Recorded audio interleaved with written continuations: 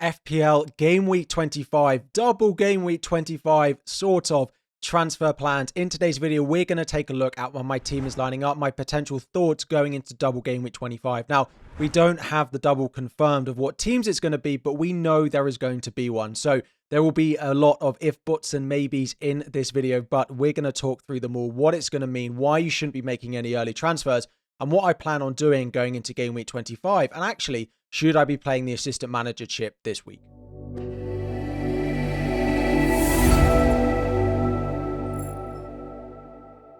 What is up, everyone? FPL Harry here. Before we dive in, 2,000 likes is the aim. Subscribe if you are new around here. And a bit of a timestamp, I'm recording just as the second half of Arsenal versus Manchester City has kicked off.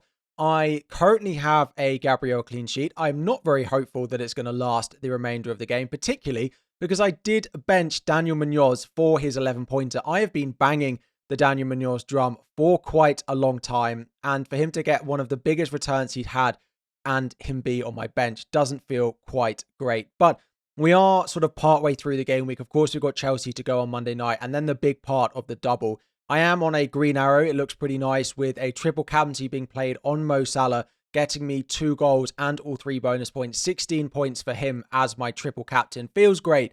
But of course, if you've gone with the assistant manager, you're also probably quite happy, whether it was on David Moyes or whether it was on Arne Slot as well. So there is a lot to go. We are on a green arrow at the moment. It all says TBC. I think we're about up to 20k from 38k. So it is a really good week because I had the double Everton clean sheet as well with Mikalenko and Pickford's assist. So pretty happy with how the game week has started. But with a lot of football to go, it is worth just being a little bit patient and not jumping to conclusions on exactly how it's gone. Now, looking ahead, of course, double Game Week 25. Well, Game Week 25 is going to be a double. And at time recording, we don't quite know who the double is going to be.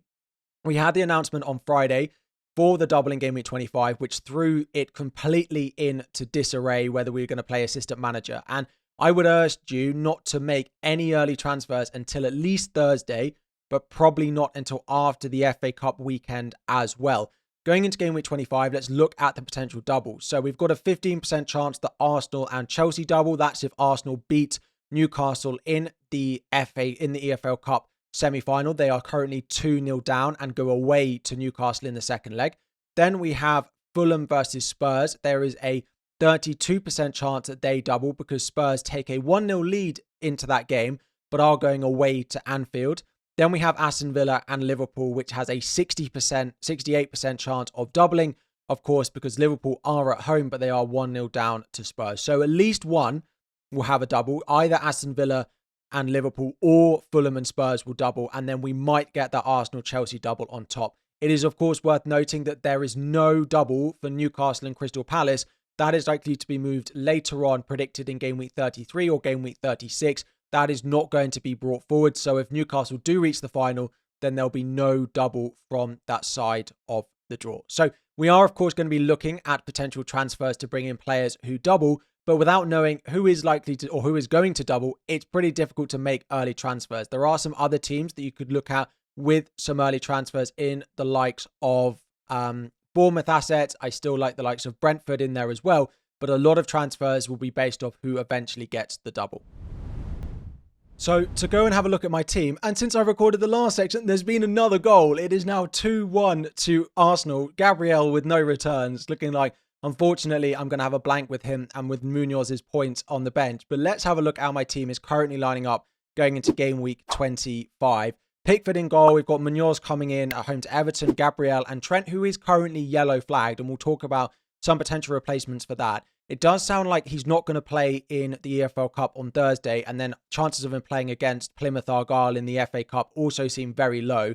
Let's see if he goes back by the double. If not, he could be back for Wolves at home. I'm not panicking on him just yet, but it might be a transfer out going into Game Week 25 if he is going to be unavailable.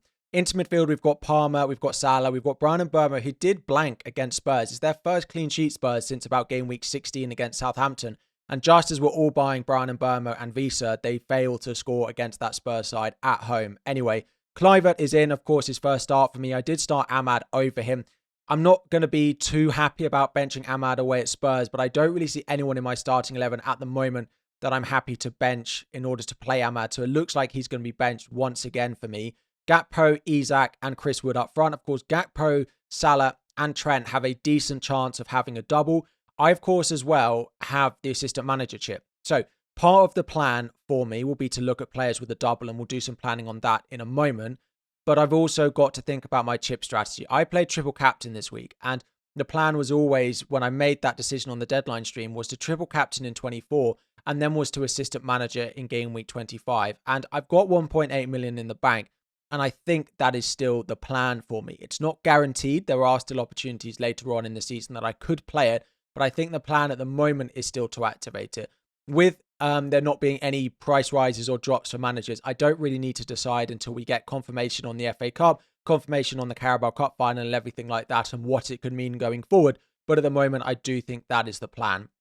Looking elsewhere in my team, we do know that Newcastle are entering a pretty difficult run of fixtures. I do look at Alexander Isak with a blank against Fulham and look at someone like an Ollie Watkins or a Raul Jimenez if they get a double could be someone I look to buy. And of course, the only other position I'm really looking at is Trent Alexander-Arnold and if he's going to be available or not. So I know you don't love me doing my future planning like this, but we are 2 weeks away from the next deadline and there are so many incredible permutations that I think the easiest thing to do is just do it like this. So we are using FPL.team, which of course has the projections for the double in game week 25 based on Planet FPL. So if you don't follow FPL.team, you don't use it, you don't follow Planet FPL, please make sure you go and do so. They are two of the most useful tools and podcasts out there in the land of FPL as well. So the first thing to talk about is Trent. First of all, if Trent is going to be okay, I'm going to keep him. He's predicted to get a double. Even if he's okay and doesn't double, he's got Wolves at home. If he's going to be out, I've got a few options. If the double falls and it's Aston Villa versus Liverpool, I could go to another Liverpool defender. I could go to a Virgil van Dijk. The only issue with that is they are then going to blank in game week 29. I could go to an Aston Villa defender, but given they play against Liverpool, I'm not certain I'd do that. The other option, and I actually think the most likely, would be to go to someone like a Kirkes of Bournemouth, because I look at their upcoming fixtures and think they look really nice. Like Southampton away, Wolves at home, Brighton away, Spurs away, Brentford at home, Ipswich at home. I actually think that is just as good as going for a Liverpool defender. I could just go to Van Dijk, which may be the most sensible option if Trent is out. But what might actually happen if Trent is out is it would open up the assistant manager on Arnie slot. So I could do Trent to Kirkes instead of going Van Dijk and then assistant manager Arnie slot for his home game against Wolves and the trip to Aston Villa as well. If I was to go to Van Dijk and I play my assistant manager, it would then be on someone like Emery as well. So if it is a Liverpool Aston Villa double, I won't buy an Aston Villa defender. I don't trust them, and the fixtures coming up after this week are not good enough either. It will either be Kirkes if I want to assistant manager on Arnie slot, or it'll be going to someone like a Virgil van Dijk as well. Now, if it falls that it's a Fulham double, then of course, I don't think I can go into this week without Anthony Robinson, who picked up another assist for Fulham at the weekend. So he is the one that would likely be the replacement in there. It would leave me an awful lot of money, and I would be looking to play my assistant manager chip then probably on the Fulham manager, because they would have a home tie against Nottingham Forest. And then they would also have, looking at the Fulham fixture, it's at home to Spurs. So home to Fulham, home to Spurs as part of a double with a table bonus against Nottingham Forest, despite them just winning 7-0 against Brighton, is probably what I would opt to do. Looking elsewhere in my team, Isak is another one that I'm having a look at, because if Newcastle do win in the EFL Cup, they will then be having a blank in game week 29. And although I don't particularly feel like I need to sell him, Manchester City away, Forest at home, Liverpool away, West Ham away, blank isn't the best run of fixtures. Now, I could look at someone like a Raul Jimenez, but I don't love the attacking data enough to probably use that as a transfer, particularly because Jimenez would then blank in game week 29.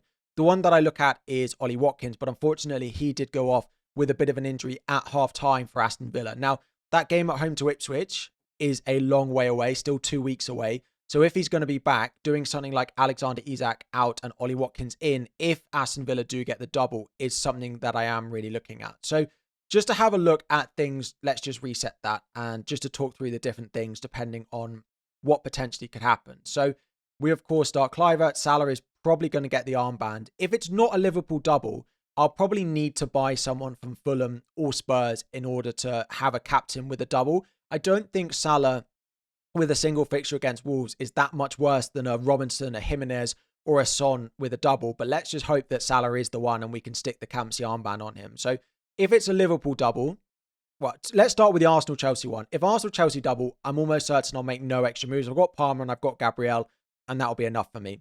If it is Fulham versus Spurs, I will look to buy probably Anthony Robinson potentially into my defence, and I will also have a look at buying an attacker, probably be a striker in the likes of Raul Jimenez, or looking at buying Son into my midfield. But then it would have to be someone like Palmer that goes, like Palmer to Son, to captain Son, with Palmer then playing in Gameweek 29 doesn't really feel that right. So it would probably be Alexander Isak, who does feel like he's on the chopping block, right? So that would be Isak to Raul Jimenez in order to captain Jimenez if he does get the double. If it is a Liverpool-Villa double, which is the most likely thing, it will just be Isak to Watkins if he's available in order to captain Watkins. Now, if Watkins is not available, it doesn't leave very many options. Now, we could go and have a look at someone like Donyell Malen, who is likely to get a lot of minutes if Ollie Watkins is unavailable, but he's a midfielder.